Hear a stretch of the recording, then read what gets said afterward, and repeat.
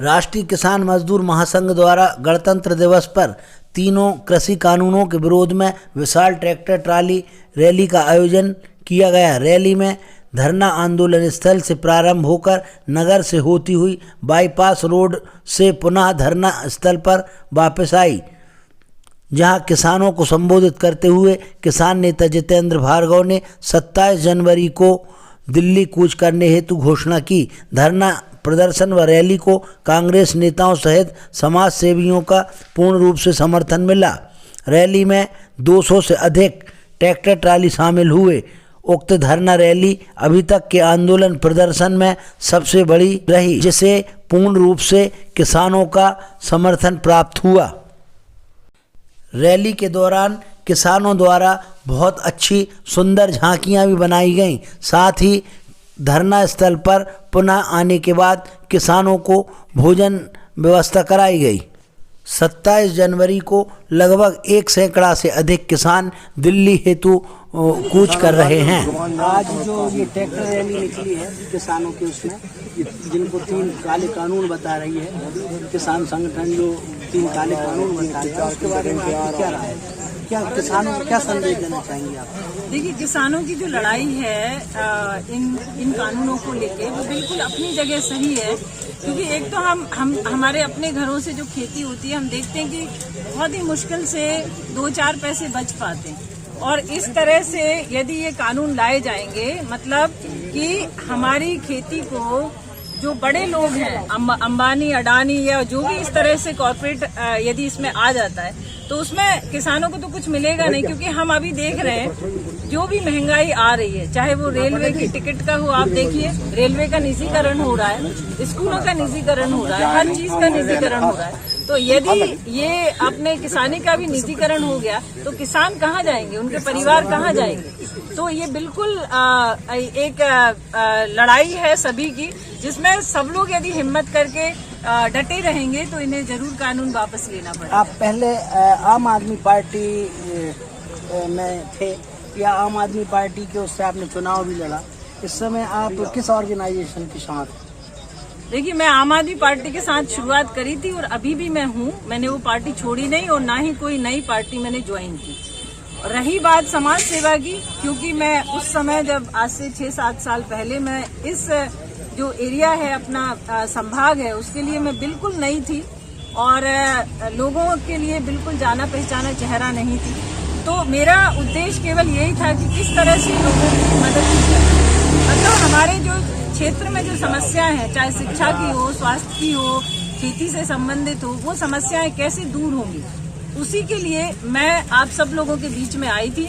और आज 7 साल होने जा रहे हैं। मैंने उसके बाद लोगों ने इस तरह का प्रचार दुष्प्रचार जो भी है कि ये मैडम यदि चुनाव जीत गई तो यहाँ रहेंगी और हार गई तो ये अमेरिका चली जाएंगी। लेकिन मैंने इस क्षेत्र को छोड़ा नहीं और सुकर्मा फाउंडेशन की शुरुआत करी।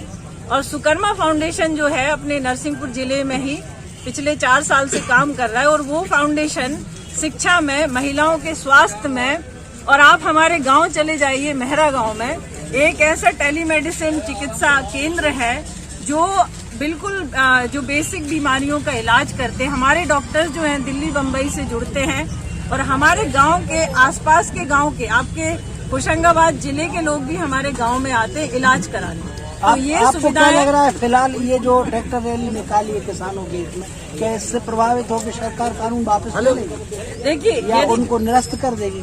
क्या सोच है? जितना मैं पिछले लगभग 4-5 दिन दिल्ली में थी और चूंकि आई थी तो मैंने देखा कि जो भी उठापटक वहाँ हो रही है, क्योंकि आप यदि शुरुआती चुनाव ये आंदोलन देखें कि सरकार बात करने को भी तैयार नहीं थी किसानों से, लेकिन आज वो इस तरह की निगोशिएशन कर रही है, मोल भाव कर रही है कि भाई आप 2 साल तक स्थगित कर दो या 18 महीने तक स्थगित कर दो, फिर हम बाद में करेंगे। तो ऐसा थोड़ी होता है। इसका मतलब है कि जब ताकत देखी किसानों की और जो भी लोग रह रहे हैं, चाहे देश में हो चाहे विदेश में हो, वो भी इसको समर्थन कर रहे हैं, तो अब उनको समझ में आ रहा है कि नहीं, ये छोटी बात नहीं, ये ऐतिहासिक आंदोलन है और यहाँ तक कि कानून वापस लेने का सवाल है। वो अब ये वो तय करेंगे, जो किसान हमारे लीडर्स हैं वो कितना शक्ति से इसका अभी डटे हैं और आगे भी डटे रहेंगे। तो इस बात पे निर्भर करेगा कि सरकार जो है झुकती है या कुछ बदलाव करती है या कुछ शर्तें मानती है। अब ये उनकी बातचीत है, क्योंकि पिछले हफ्ते से ये बात चली आ रही। मैं भी अभी विज्ञान भवन में 3 दिन पहले थी और वहाँ पे जो देखा कि हर घंटे में उनसे फिर से नेगोशिएशन चल रहा है। तो अब आगे क्या होता है, मुझे तो लगता है कि शायद होना चाहिए, जो कि हम सबकी किसानों की मांगे हैं। और ये सबसे बड़ा समय है, क्योंकि अब मुझे नहीं लगता कि इससे बड़ा कोई आंदोलन अपने भारत में हुआ होगा किसानों के लिए। राष्ट्रीय किसान मजदूर महासंघ की ट्रैक्टर रैली के बाद हम धरना प्रदर्शन आंदोलन पर मौजूद हैं और मेरे साथ हैं कांग्रेस कमेटी के नगर अध्यक्ष दिलीप साहू। आज मैं उनसे बात करूंगा कि वो समर्थन पूर्ण रूप से राष्ट्रीय किसान मजदूर संघ को दे रहे हैं और उनके मन में क्या कुछ चल रहा है। दिलीप जी, आप बताएं, ये जो ट्रैक्टर रैली है और इन सब के आयाम से क्या लगता है आपको, क्या केंद्र सरकार वापस ले लेंगे इन कानूनों? ये देश में इतना बड़ा मैसेज पूरे देश के अंदर जा रहा है, पूरी दुनिया के अंदर ये मैसेज जा रहा है कि आज किसानों की मांग को सरकार क्यों नहीं मान रही, किसानों की उपज को मट्टी को क्यों ले रही है। जब हिंदुस्तान हर चीज, पेट्रोल का रेट बढ़ रहा है, डीजल का रेट बढ़ रहा है, स्कूलों की फीस बढ़ रही है, कॉलेजों की फीस बढ़ रही है, लेकिन किसानों के द्वारा जो उत्पादन किया जा रहा है उसके रेट क्यों नहीं बढ़ा रही है सरकार से प्रथम मांग। और निश्चित लोकतंत्र में हर आदमी की अधिकार है अपनी बात को रखना।